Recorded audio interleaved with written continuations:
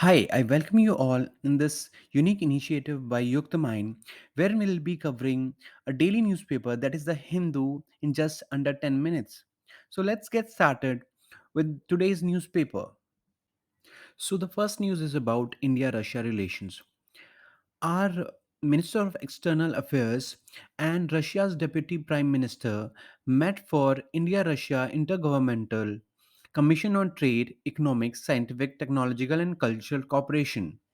The two sides reviewed the entire gamut of bilateral trade and economic relationship and also agreed to work together to unlock its full potential, including addressing the trade deficit and market access issues. The second news is about heat waves conditions in the entire country and how the resultant thermal stress can pose a serious threat to our sustainable livestock farming. With heat wave like condition over the entire country, livestock farmers are struggling to protect their animals against thermal stress. So, according to experts, productivity alone should not be a norm for selecting cattle or rearing cattle in the context of climate change. So, according to experts, farmers should go for cattle with higher heat tolerance so that production and reproduction rates are not hampered. And as we can see, crossbreeds or foreign breeds have lower thermal tolerance compared with our native varieties. So, as climate becomes harsher, sustainable livestock production will be a tough task. So, the recommendation would be to go for native varieties of cattle. Now, let us move on to the third news. Arunachal Pradesh hosted a Buddhist meeting at Dalai Lama's first hall during his flight from Tibet in 1959.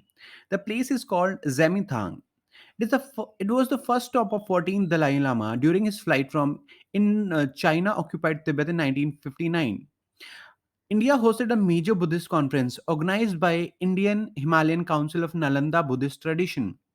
The place Zemithong means sand valley and the people of area referred to as Peng Chenpa, meaning people who gave up sin.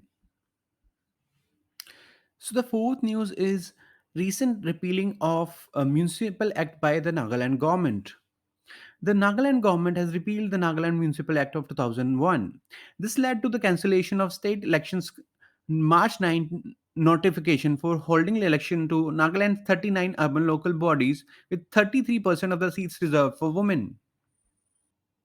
However, this repealing of municipal act by Nagaland government has been stayed by Supreme Court of India. Nagaland is arguably the only state where urban local body seats are not reserved for women as mandated by Clause 4 of the 17th Constitutional Amendment 1994. So most of the traditional tribal and urban organization oppose this 33% reservation of seats for women as they argue that such reservation would violate the special provisions granted by Article 371A of our constitution to Nagaland. The Article 371A states that no act of parliament would apply to the religious or social practices of the Nagas, Naga customary law, and procedure, administration of civil and criminal justice involving decisions according to Naga customary law, and ownership and transfer of land and its resources. The Ho-Hos, that is, apex tribal bodies, point out that women have traditionally not been part of decision making bodies. Now, the final news is about export hubs of India. So, as you can see from the map, you can draw it in your mains answer also. For petroleum products, the Jamnagar district of Gujarat has a share of 67%. And for precious stones and jewelry, district Surat within Gujarat has 36% share. For smartphones and electronic parts, Gautam Buddha Nagar of UP has 26% share. And for vehicles, Kanchipuram of Tamil Nadu has 21% share. For rice, wheat, and other cereals, Karnal of Haryana has 17% share. So these shares are the total or are out of the total contribution of a state towards exports of India.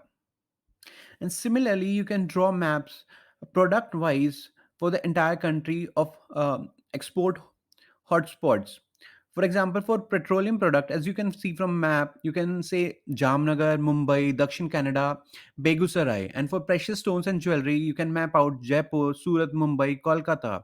For rice, wheat, and other cereals, you can map out Karnal, Raipur, East Godavari. And for smartphone and electronics, one can map out Gautam Buddha Nagar, Kolar, Kanchipuram. For vehicles, one can map out Gurugram, Aurangabad, Pune, Anantapur, Kanchipuram, and so on. Thank you for watching this video. There's more where it came from. Please visit our website www.yuktmind.com. You can also follow us on our Twitter handle, Instagram, and Telegram channel. Thank you.